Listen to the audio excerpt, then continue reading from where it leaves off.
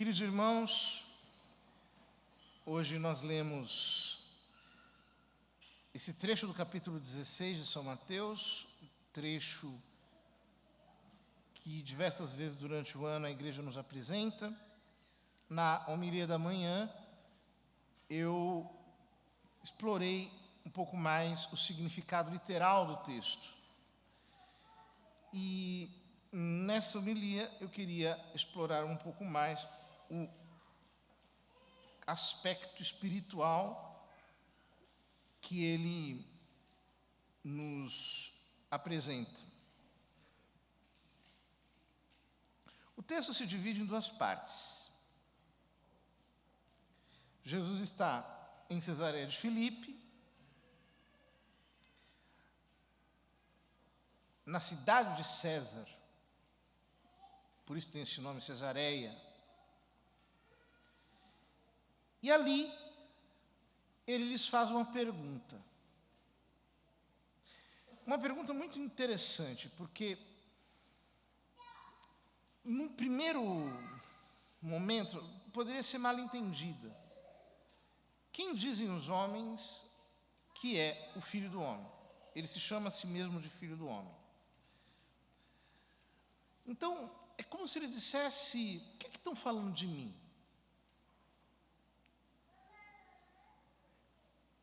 Como se ele estivesse interessado em saber quais eram as fofocas circulantes acerca da pessoa dele. No entanto, o objetivo da pergunta não era esse. Era fazer um contraste.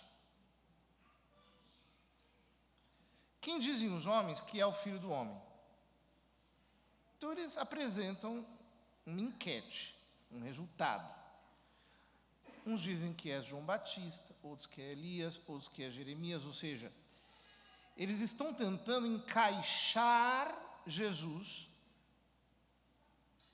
dentro das personalidades que eles conheciam. Eles estavam querendo conter o Senhor dentro de algumas caixas mentais, pré-fabricadas, as quais eles tinham à disposição e nas quais tentavam limitá-lo. Então Jesus lhes dirige uma segunda pergunta: e vós? Quem dizeis que eu sou? Quando ele dirige essa pergunta, Pedro, movido por um impulso sobrenatural, diz: tu és o Messias, o Filho do Deus vivo. Seus olhos veem o Filho do Homem, mas a sua boca o confessa como o Filho do Deus vivo. Na homilia da manhã eu explicava que a palavra mais importante dessa frase é justamente o artigo o. O Filho do Deus vivo. Porque no grego não tem artigo indefinido, e se ele dissesse simplesmente: tu és o Messias, Filho do Deus vivo, essa filiação seria uma filiação metafórica. Um filho do Deus vivo, como tantos outros podem existir, de alguma maneira. Mas quando ele diz: tu és o Filho do Deus vivo, ele penetra, por assim dizer, na intimidade do próprio Deus. Nessa frase ele está dizendo que em Deus existe paternidade, em Deus existe filiação. E se em Deus existe paternidade e filiação, portanto existe amor. Existe o Espírito Santo, que é o vínculo amoroso entre os dois. Portanto, Pedro diz algo que não poderia ser dito por um raciocínio humano, por uma dedução. Ele é levado por uma revelação interior, e é isso que Jesus lhe diz: feliz és tu, Simão, filho de Jonas, porque não foi um ser humano que te revelou isso, mas o meu Pai que está no céu. Brilhou dentro de ti um clarão, um relâmpago sobrenatural, inundou a tua alma. O teu entendimento foi instantaneamente invadido por uma verdade superior.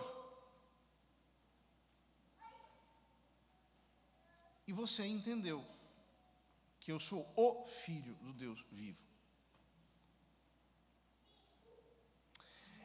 A fé é justamente isso. A fé é um ver sem ver. A fé é um sentido espiritual. A fé é uma percepção divina das coisas, que não vem pelo exercício do nosso raciocínio, pelo nosso quebrar a cabeça. É uma visão que desce do céu e invade a nossa alma. A diferença entre quem crê e quem não crê é a diferença que existe entre um cadáver e uma pessoa viva. Aquele que não crê está morto sobrenaturalmente. Aquele que não crê é sobrenaturalmente tosco. Ele não capta os aspectos sobrenaturais que estão presentes na realidade. É como uma pessoa surda que está no mundo, mas não percebe os sons. Falta-lhe esse sentido da audição. E no caso de quem não crê, falta-lhe o sentido da fé. A fé é o que nos dá esse despertar do Espírito, que nos faz estar como que pendentes de uma realidade que nos transcende e que nos possibilita entrar num consórcio íntimo com Deus que sempre está além daquilo que nós podemos pensar. Quando Pedro disse, tu és o Messias, o Filho do Deus vivo, Pedro não conhecia a doutrina da Trindade. Ele não sabia muito bem direito o que ele estava falando. Ele o disse, ele creu, mas a contemplação perfeita dessa verdade ainda não estava presente na alma dele. Isso seria resultado de um longo processo de oração, de um longo processo de vida espiritual. Ou seja, Deus está sempre além daquilo que nós podemos pensar. Deus está sempre além daquilo que nós podemos imaginar. Deus está sempre além daquilo que nós podemos exprimir. Ele é inefável, inexprimível, inabarcável. Ele nos transcende sempre. E a fé nos faz entrar, por assim dizer, na contemplação desse infinito, que nos supera de uma maneira completamente divina, infinita, para nós invencível. Eu tenho muita pena das pessoas que não creem. Às vezes eu vejo esses ateus falando, e hoje existe em circulação uma espécie de neo-ateísmo rançoso, que pega coisas já refutadas no passado, requenta, apresenta com um ar científico, e que vai tentando encontrar Deus na ponta do bisturi, Deus no tubo de ensaio, Deus nas partículas subatômicas, Deus nas imensidões intergalácticas. Gente completamente tosca do ponto de vista sobrenatural. Dá pena.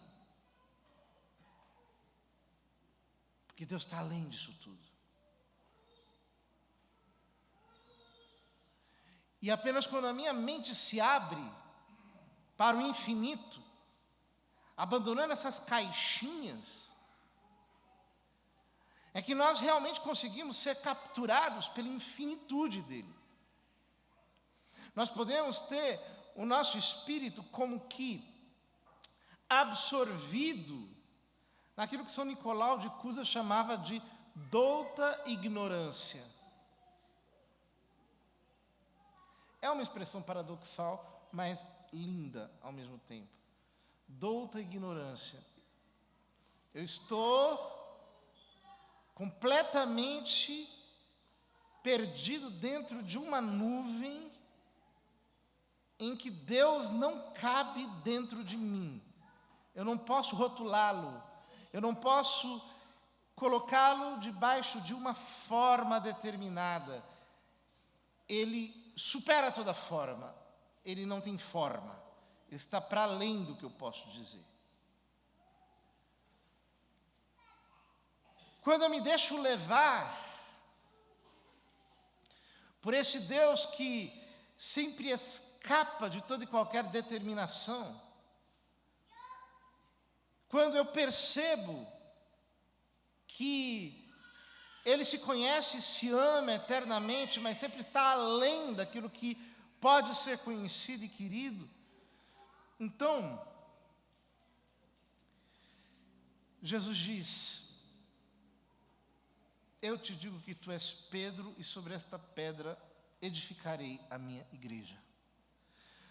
São Paulo diz que ele não edifica sobre outro fundamento, senão Cristo. Ou seja, a fé em Cristo.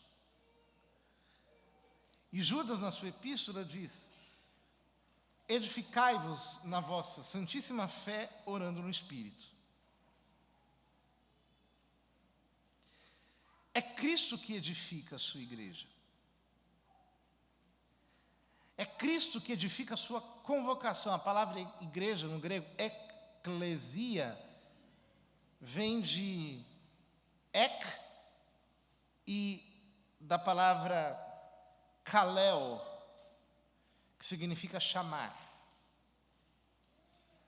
Ou seja, igreja são aqueles que são chamados por Ele, aqueles que foram atravessados pela sua voz. A esses é Cristo que edifica.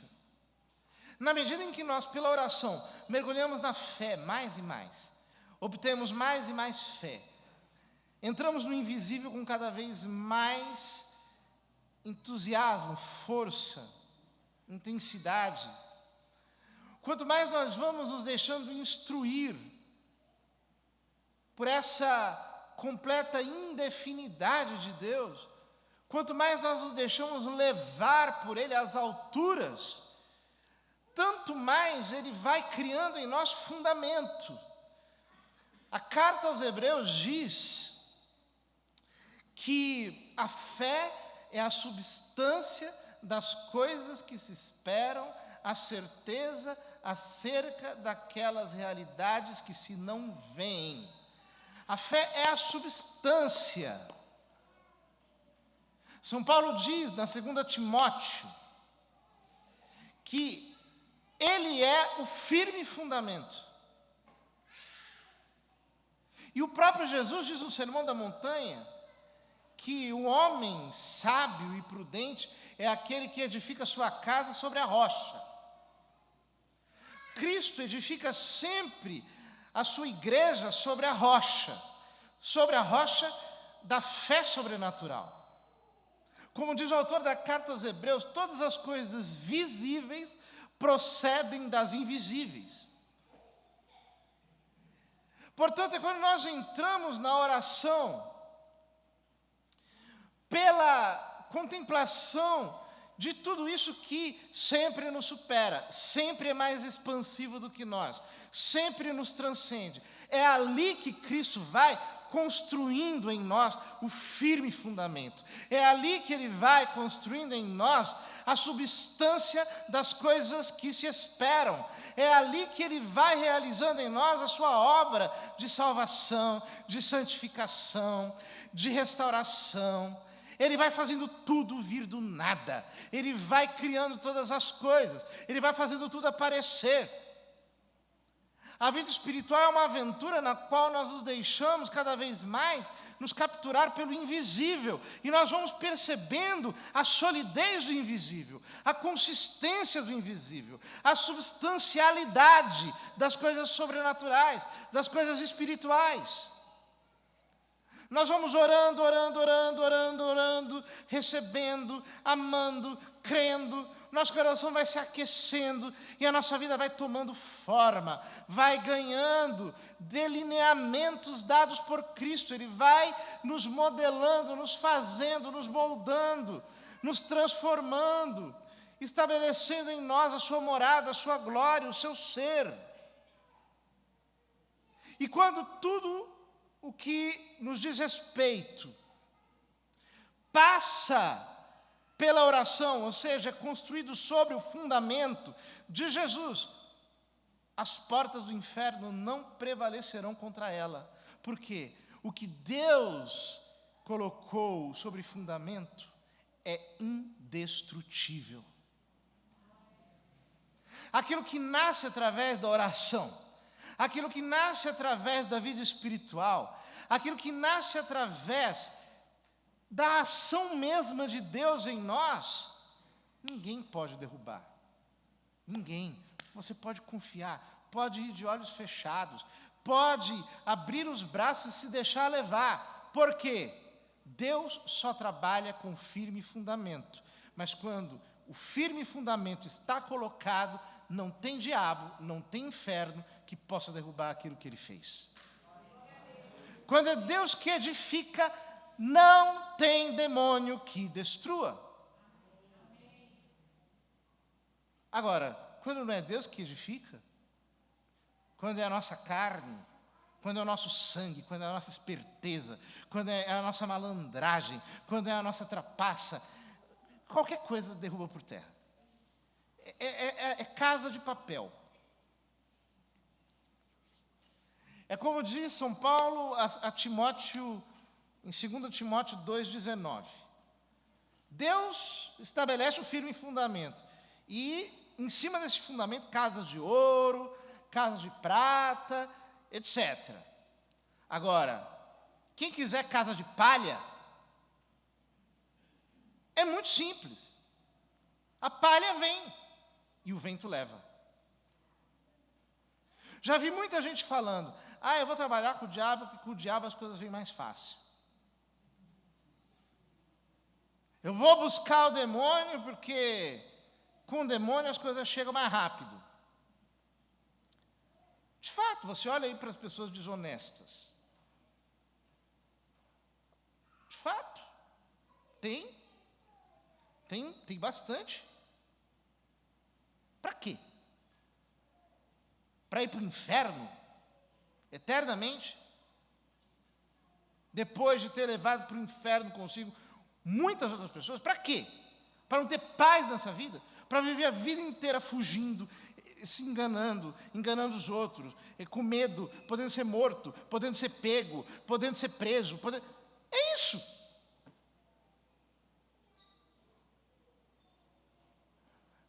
Quando eu estou em Deus, eu largo todas essas malandragens. Não tem malandragem, eu sou simples como uma criança. Eu vou orando, eu vou recebendo, eu vou entrando na intimidade com Ele, as coisas vão acontecendo, Ele vai abrindo as portas, eu vou entrando por elas, é de pouquinho em pouquinho, é devagar, é lento, é com cruz, é com sofrimento, mas isso aqui é consistente, isso aqui tem fundamento, isso aqui é real, isso aqui é concreto, isso aqui é de Deus, isso aqui é Ele que faz, isso aqui não tem demônio que derrube.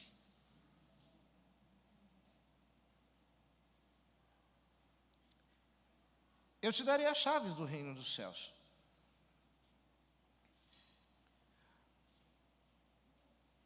Quando nós entendemos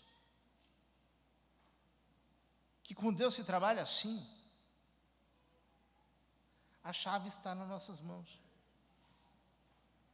Algumas pessoas dizem assim: eu não estou conseguindo rezar. Se você não quer usar a sua chave, o problema é seu.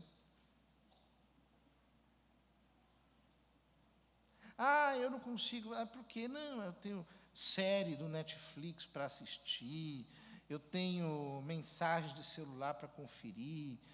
Tudo bem. Guarda a sua chave. Não usa. A porta vai ficar trancada para você.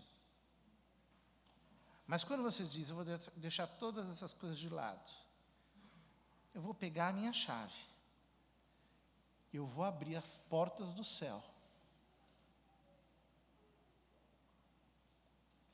Quando eu abro, ninguém pode fechar. É o que diz a primeira leitura. Quando você usa a chave, ninguém pode fechar. Ninguém pode deter uma pessoa que ora. Ninguém pode amarrar uma pessoa que tem vida de oração. Eu estou enfrentando não sei o quê, tem isso, tem aquilo, tem aquela pessoa, tem aquela situação. Vai para a oração. Para de confabular. Para de ficar estrategiando. Para de ficar entrando com todo tipo de conjectura. Vai orar. Senhor, eu te entrego. O Senhor está aqui nas tuas mãos. Olha aqui a tua palavra. Eu declaro a tua palavra. Eu me encho de ti.